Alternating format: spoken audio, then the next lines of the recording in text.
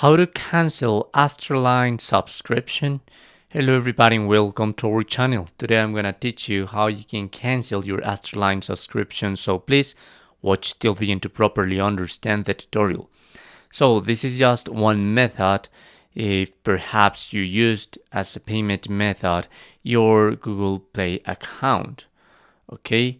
But perhaps this is gonna be useful for you. So I recommend you to open your Google Play App Store, tap in the top right corner in your profile picture, and now get into the third option, payments and subscription.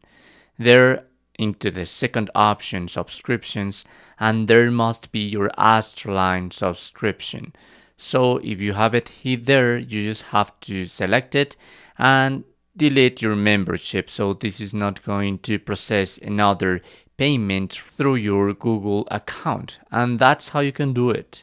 Thanks for watching.